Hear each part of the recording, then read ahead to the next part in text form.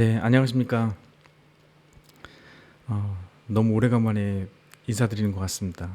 어, 좀 핑계 같기도 한데, 저도 이제 갑자기 일이 생기고 그러면 또 오랫동안 또 못하게 되고, 또 못하면 또 다시 또 유튜브 이제 설정하고 그러는 거 또 다시 배워야 되고, 그래서 계속 늦춰지고 하다 보니까 굉장히 많은 시간이 또 지났네요. 음, 클래식 그 앞서 설명드렸던 그 모델링 부분, 그 부분도 계속 제가 추가하면서 진행을 하고, 제일 제가 첫 시간에 했던 거를 토대로 제가 조금 더 상세하게도 설명을 좀 드리도록 하겠습니다. 앞 시간에 우리가 말씀드렸던 것처럼 해석을 진행할 때는 한 세 단계로 이제 진행을 하죠. 제일 먼저는 전처리 단계. 전처리 단계. 내가 해석을 한다면 항상 이거는 기억을 해둬야 돼요. 자, 그럼 두 번째 해석 단계. 자, 그다음 세 번째 후처리 단계. 이렇게 이제 세 단계가 있죠. 자, 그래서 전처리 단계에서 해야 될 작업들 있죠. 요거는 이제 우리가 명령어로는 슬래시 prep7, 해석 단계는 슬래시 솔루, 후처리 단계는 슬래시 post1 이렇게 이제 되죠. 전처리 단계에서 해야 될 작업은 보통 이제 모델링을 하죠. 모델링을 하는데 여기서는 이제 뭐 2D로 할 거냐, 아니면 뭐 3D로 할 거냐, 그다음에 뭐 점 요소를 쓸 거냐, 그다음에 뭐 면을 쓸 거냐, 혹은 뭐 블럭을 쓸 거냐, 이런 것들은 이제 고민해서 설정을 하죠. 자, 여기 이제 설정이 됐으면 우리는 엘리먼트 타입을 정합니다. 엘리먼트 타입 ET라고 하는데, 이 엘리먼트 타입, 그다음에 엘리먼트 타입은 마찬가지로 내가 2D로 할 거냐,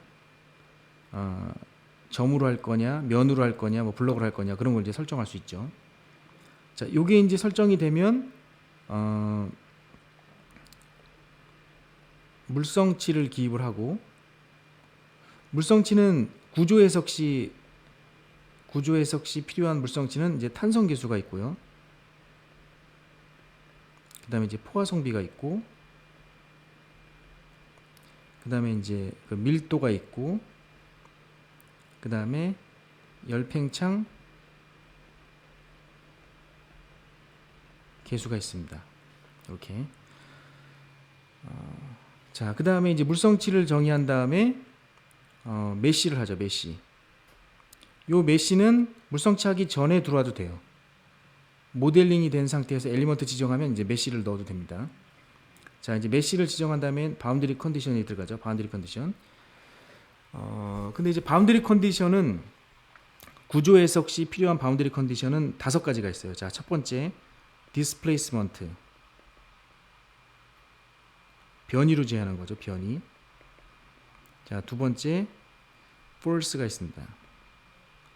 세 번째 프레셔가 있고요. 그다음 네 번째 이너시아 로드, 이너시아. 자, 얘는 이제 중력이라던가 회전이라던가 이런 게 이제 들어가죠. 자, 다섯 번째 뭐가 있냐면 바디 로드가 있습니다. 이런 것들이 있습니다. 자, 요건 이제 제가 계속 설명을 드릴 거예요. 그 다음에 이제 해석 단계에서는 뭘 하죠? 해석 단계에서는 여기 앞서 했던 그 전처리에서 했던 바운드리 컨디션이 여기서도 할 수가 있습니다. 바운드리 컨디션을. 그죠? 그 다음에 솔버 타입을 정하죠. 솔버 타입을 정하고, 그 다음에 솔버를 합니다. 솔버 타입은 뭐 스파스 솔버, 다이렉트 솔버, 이터레이트 솔버, 여러 가지 솔버가 있는데 여러분들은 그건 아직 고민하지 않으셔도 돼요. 디폴트로 NCS 프로그램이 선택을 해줍니다. 그래서 고민 안 하셔도 되고, 그리고 이제 솔브를 하죠. 실제적으로 이 해석 단계에서 컴퓨터가 계산합니다. 컴퓨터가 계산을 합니다. 자, 그다음에 이제 후처리 단계에서 후처리 단계에서는 결과를 검토하죠. 결과를 검토하는데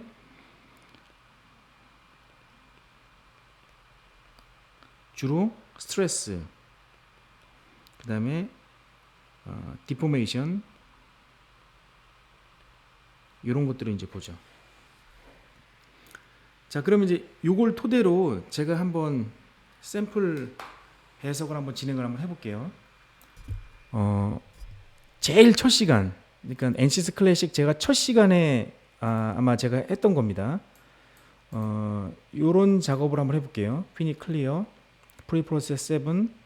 요 주석 처리는 이렇게 느낌표를 들면 여기다 이제 주석 처리를 할 수 있어요. 이렇게. 그 다음에 엘리먼트 타입 185번. 그 다음에 물성치 EX는 얘는 탄성계수, 얘는 포화성비, 얘는 density. 그 다음에 이제 블럭 X1, Y1, X1, X2, Y1, Y2, Z1, Z2. 엘리먼트 사이즈, 그다음 V메시, 그다음에 노드 셀렉트 하는 거. 셀렉트 하는 건 제가 동영상에도 올렸으니까 이제 그건 잘 이해를 하셨겠죠. D는 디스플레이스먼트. 여기서 이제 변이 제어를 한 겁니다. 모든 노드의 모든 방향, UX, UI, UZ. 그다음에 N 셀렉트, 노드 셀렉트, Z 방향으로 5인 위치의 노드를 잡아서 그 노드의 를 N 언더바 로드로 정하고 걔의 컴포넌트는 노드죠. 그 다음에 get을 이용해서 그 선정한 노드의 get를 카운팅합니다. 그 카운팅한 거를 N 넘에다가 집어넣죠. 그 다음에 N 언더바 로드라고 하는 노드에다가 FY 방향으로 마이너스 1000, 그 다음에 N 넘으로 해서 나눠주죠. 실제로 얘가 요 부분을 안 넣어주고 그냥 1000이라고 넣으면 노드 개수만큼 1000을 곱한 값이 들어가요. 그러면 안 되죠. 그러면 그 노드 개수를 나누게 되면 실제로 1000뉴턴이 가해집니다. 올 셀렉트, 그다음 솔로 솔브 한 다음에 포스트 원에서 PLNS U, Y 방향의 처짐을 본 거예요. 자, 요걸 한번 NCS 클래식에다 한번 넣어보겠습니다. 자, NCS 클래식에다 넣어보면, 자, 이게 이제 계산이 됐죠. 자, 이렇게 보면, 자, 이렇게 처짐량이 나오죠. Y 방향 처짐량이 Y 방향의 처짐량을 보게 되면, 자, 마이너스 0.2912의 마이너스 3승인데 단위는 얘가 뭐죠? 미터가 되죠. 미터가 되는데 마이너스 3승이 이미 들어가 있으니까 마이너스 0.291 밀리미터가 되는 거죠. 자, 요거는 한번 여러분들이 수계산으로 한번 계산 한번 해보세요. 자중에 의한 처짐량을 구하는 공식, 재료역학에서 배웠던 델타는 32i분의 PL 3승. 여기서 P는 하중이 되죠. L은 길이가 되고, 자, E는 탄성계수,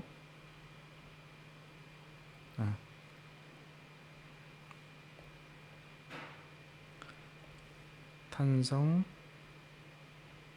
계수가 되고, 그 다음에 I는 뭐죠? 단면 2차 모멘트. 자, 요 값은 32i분의 12분의 BH 3승이 되죠.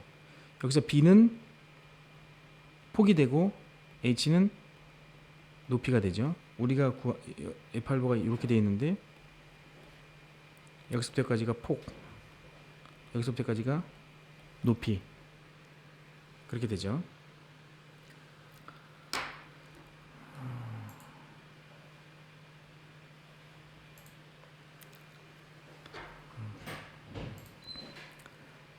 자, 그래서 요걸 이제 계산을 하게 되면 마이너스 0.291이 나오는지 한번 계산 한번 해보세요. 실제로 요걸 해보셔야 됩니다. 그래서 요걸 계산을 했더니 이렇게 이제 처짐이 나왔고, 자, 우리가 정력학 시간에 배웠던 그 기본 개념은 뭐냐면 결국에는 뉴턴 제3법칙, 작용 반작용의 법칙. 내가 가한 값은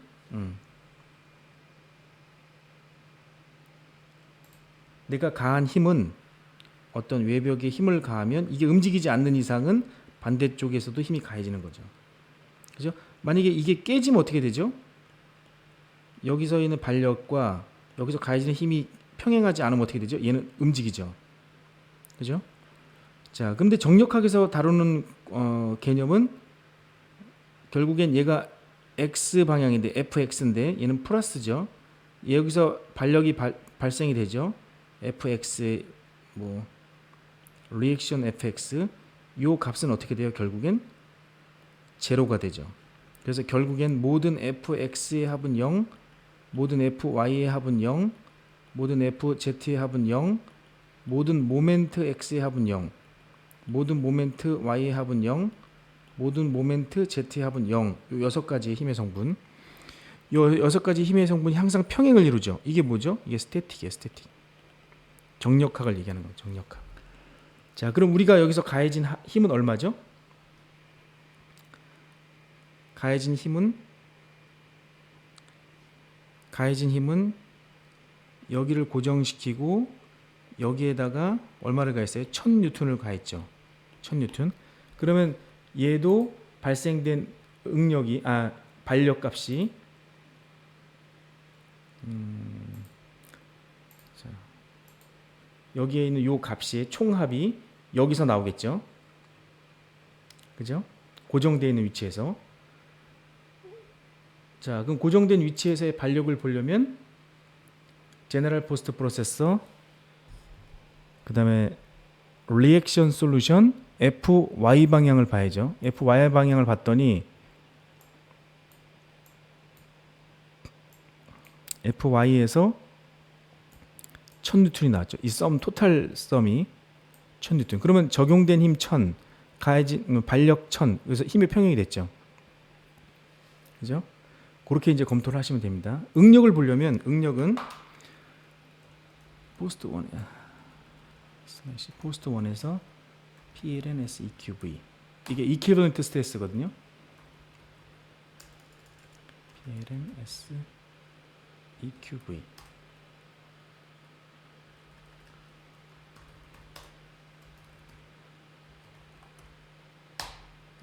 잠깐만요. 플랄 리졸트, 컨트롤 리졸트, 노달 솔루션, 스트레스, 본마이스 스트레스. 요게 이제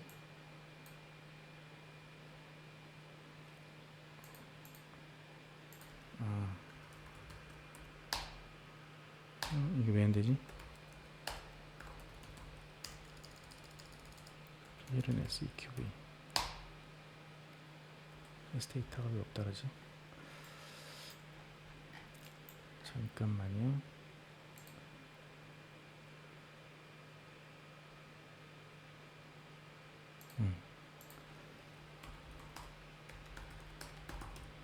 다시 솔빙을 하고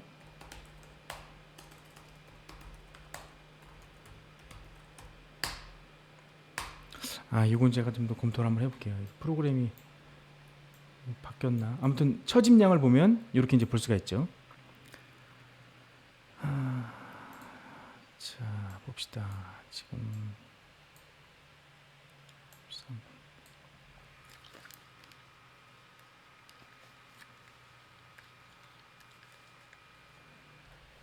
잠깐 여기 왜 응력값이 보여야 되는데 포스트 1에서 PLN SEQV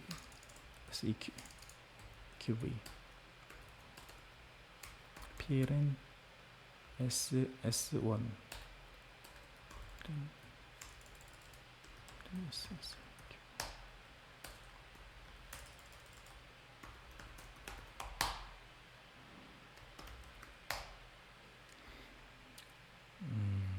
노달 솔루션 스트레스에서 이퀴벌런트 본마이스 스트레스 얘는 트루 스케일로 하고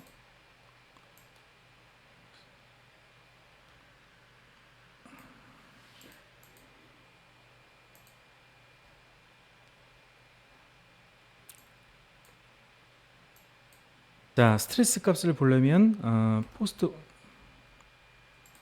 1에서 PLN SEQV 이렇게 하면 이제 스트레스가 보이죠. PLN 6, Y 하면 얘는 y 방향의 처짐량을 본 거고, PLN SEQV 하면 얘는 이퀴벌런트 스트레스를 봅니다. 자, 이퀴벌런트 스트레스에 대한 거는 제가 좀 더 차후에 설명을 드리도록 하고, 이게 이제 응력 값을 이제 본 겁니다.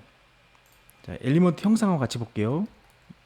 /EDGE /EDGE 1 EDGE. 자, 형상의 엘리먼트가 입혀지죠. 이 정도면은 그래도 뭐 엘리먼트가 좀 적당하게 이제 들어간 거죠. 이렇게 이제 볼 수가 있고, 처짐량을 볼 수 있고, sum PLN 6, y 방향의 처짐량을 이제 본 거죠. 자, 그러면 이제 다시 돌아가서 이제 파일을 제가 설명을 드릴게요. 지금 여기에 들어간 물성치는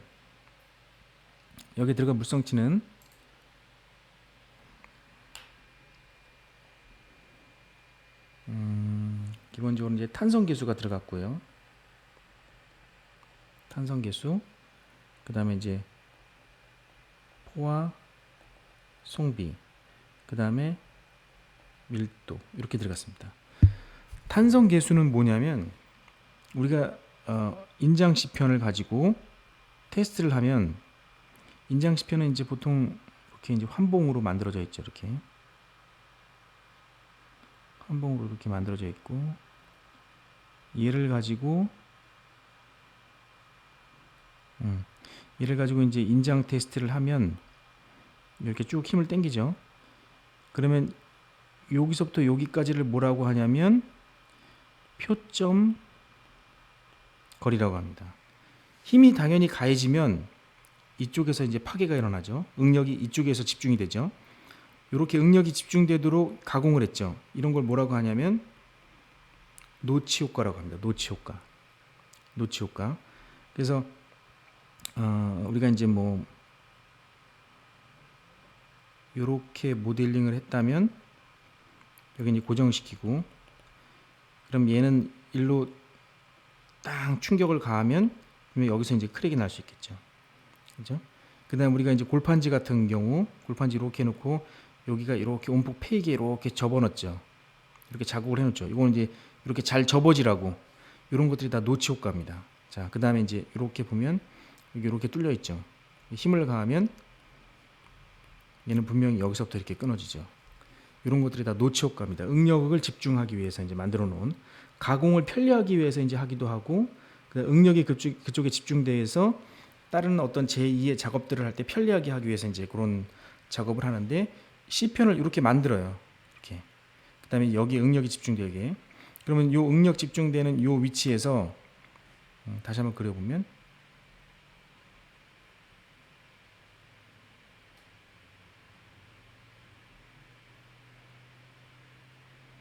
자, 응력이 집중되는 요 위치에서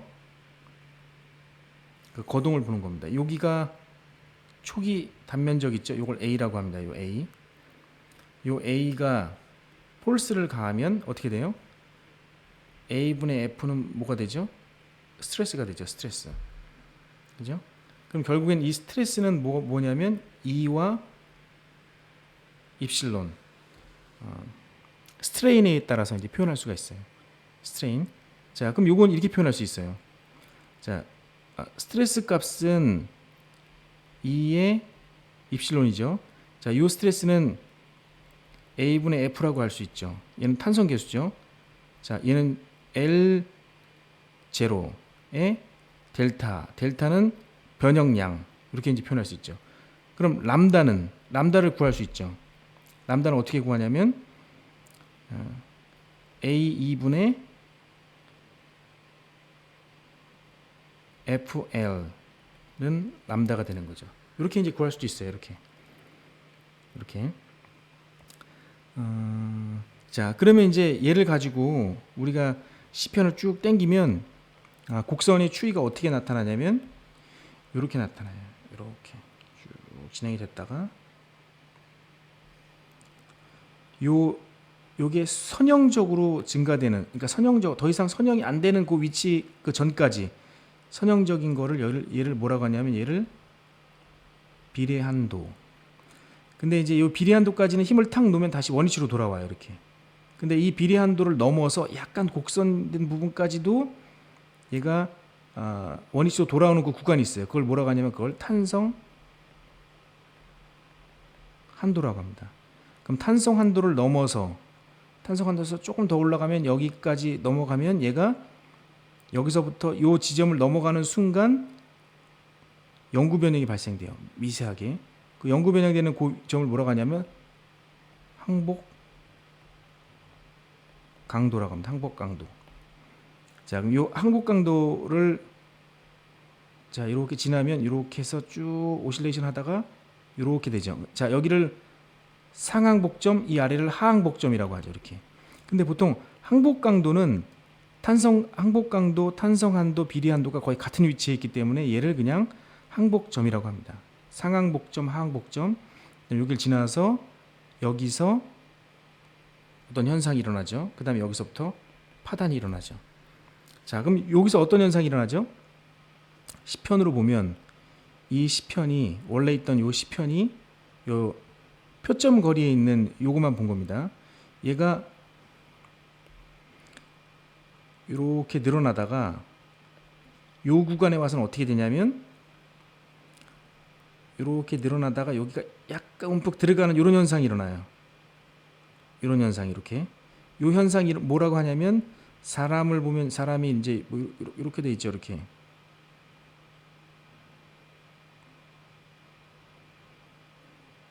이렇게 해서 여기가 움푹 들어갔죠. 그래서 여기를 뭐라고 하냐면 네킹이라고 합니다. 네킹. 얘도 이렇게 사람의 목처럼 이렇게 들어가는 부분이 있기 때문에 네킹이라고 하죠. 요 네킹 점을 뭐라고 하냐면 얘를 극한 강도, ultimate strength라고 합니다. 여기서 이제 파단이 일어나죠. 더 쭉 당기면 여기서 끊어져요. 여기 fracture strength.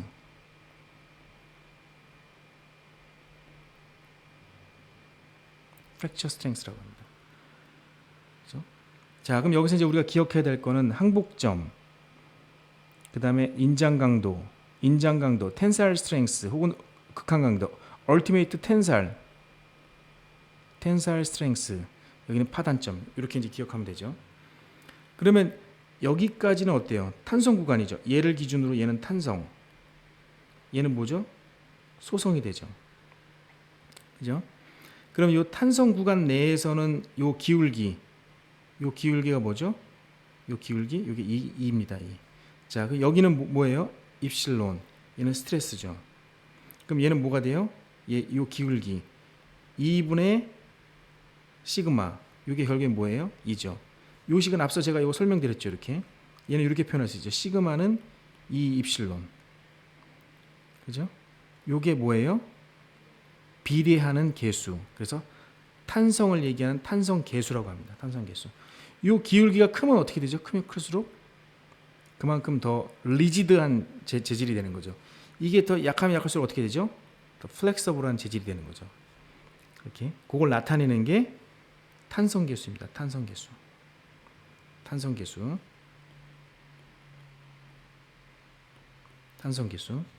자, 그다음 이제 포화성비는 뭐죠? 포화성비. 자, 포화성비의 용어를 좀 잘 기억을 해둘 필요가 있습니다. 포화성비. 얘는 뭐냐면 종방향 변형률.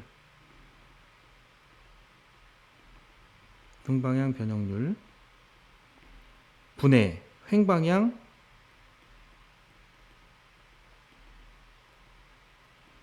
변형률이라고 하죠. 종방향 변형률 분의 횡방향 변형률.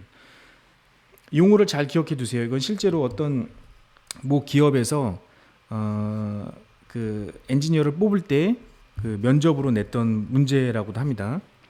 포화성비는 종방향 변형률 분의 횡방향 변형률이다. 이걸 얘기하고, 그럼 종방향은 뭐죠? 횡방향은 뭐고? 그러면 이 구조물에서 이렇게 힘이 가해집니다. 그럼 여기서 종은 뭐고 횡은 뭐죠? 종방향이라고 하는 것은 힘이 가해지는 그 힘이 가해지는 축을 이걸 종방향이라고 합니다. 횡방향은 뭐예요? 힘이 가해지는 축의 수직한 방향, 그걸 횡방향. 얘 같은 경우 힘이 이렇게 가해지죠. 이게 종방향이에요. 그러면 이렇게 가해지면 이 방향이 뭐가 되죠? 횡방향이 돼요. 자, 그러면 이제 봅시다. 어떤 구조물이 있어요. 이렇게 사각형의 구조물이. 그럼 얘를 이렇게 당깁니다. 이렇게 당겨요. 그럼 얘는 어떻게 변형이 일어나요? 이렇게 변형이 일어나죠. 이런 식으로. 그죠? 그러면 요 단면으로 봤을 때, 얘가 뭐가 되죠? 이 방향이 종이 되죠. 종방향은 우리가 아까 이렇게 시편을 봤을 때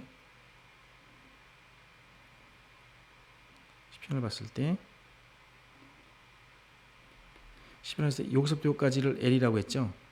그죠? 얘를 이렇게 당기니까 얘가 종이 되죠.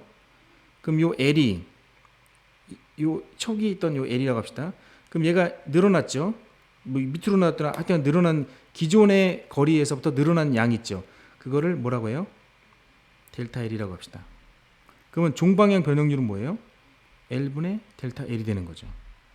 그럼 횡방향은 자, 우리가 지우개를 쭉 잡아당기면 한쪽 방향으로는 늘어나고, 그러니까 힘이 가해지는 방향으로는 늘어나고 종방향으로 늘어나고 그 반대 방향 수직 방향은 어떻게 돼요? 줄어들죠. 그럼 얘는 폭이 W라고 합시다. 그럼 W만큼 원래 있던 게 델타 W만큼 줄어들죠. 그 비예요. 자, 그러면 W분의 델타 W. 요게 뭐다? 요게 포화성비라는 거예요. 포화성비. 자, 이제 그렇게 기억을 해두세요. 자, 그럼 이제 탄성계수에 대해서 설명을 들었고, 그 다음에 이제 포화성비에 대해서 설명을 드렸습니다. 그 다음에 또 이제 뭐가 있죠? 그 다음엔 밀도가 있죠. 밀도는 뭐죠? 부피분의 질량으로 표현하죠. 부피분의 질량. 부피는 단위가 어떻게 돼요? 미터 3승. 질량은 킬로그램. 매스죠. 매스. 요게 뭐예요? 요게 밀도예요. 밀도. 자, 근데 참고로 스틸의 밀도는 7,850 kg/m 3승입니다. 근데 모든 구조물이 다 미터 단위로 되어 있으면은 이렇게 기입을 하면 되지만 얘가 밀리미터로 되어 있다. 그러면 어떻게 되죠? 단위가? 자, 7,850 kg에 밀리미터에 3승이 되면서 얘는 어떻게 돼요? 7,850에 2에 마이너스 9승이 되죠. 킬로그램 밀리미터 3승. 이렇게 하는 게 단위가 맞겠죠? 그러면 틀립니다. 왜 틀리는지 제가 설명을 드릴게요. 시뮬레이션 상에 이 킬로그램은 인식을 못해요. 그럼 이 킬로그램을 뭘로 바꿔야 되냐면 인식할 수 있는 단위기로 바꿔야 되거든요. 자, 근데 우리가 뉴턴 제2법칙 F는 ma에서 요게 이제 매스죠. 매스. 이게 우리가 얘기하는 킬로그램 단위예요. 이 킬로그램 단위는 어떻게 바꿀 수 있냐면 A분의 F로 바꿀 수 있어요. 이렇게. 그러면 얘가 어떻게 되죠? A는 미터 퍼 세크 제곱이 되죠. F는 뉴턴이 되죠. 그러면 단위가 어떻게 돼요? 뉴턴 세크 제곱에 미터가 얘가 뭐가 돼요? 얘가 킬로그램이 되는 거예요. 이렇게. 킬로그램이. 그러면 얘를 여기다 넣어보겠습니다. 자, 7,850 뉴턴 퍼 세크 제곱에 미터. 이건 미터가 되네요. 미터. 근데 여기에다가 뭐가 있죠? 분모가 부피분의 질량이니까 곱하기 미터 3승분의 1 있죠. 그럼 결국 얘는 어떻게 되냐면 7,850 뉴턴 세크 제곱에 미터 4승이 되는 거예요. 그러면 얘가 밀리미터가 되면서 10에 12승이 되죠. 그죠? 그러니까 2에 12승이 되는 거죠. 2에 이게 12승이 되는 거예요. 근데 분모에 있죠. 분모에 있는데 얘가 마이너스 되니까 7850 2에 마이너스 12승 뉴턴 세크 제곱에 밀리미터에 4승이 되는 거죠. 이렇게 그죠? 그러면 기입은 요걸로 해야 됩니다. 요거는 제가 또 실제로 한번 보여드릴게요. 어떻게 되는지. 자, 그 다음에 이제 또 있는 게 뭐가냐면 그 다음에는 열팽창 계수입니다. 열팽창 계수.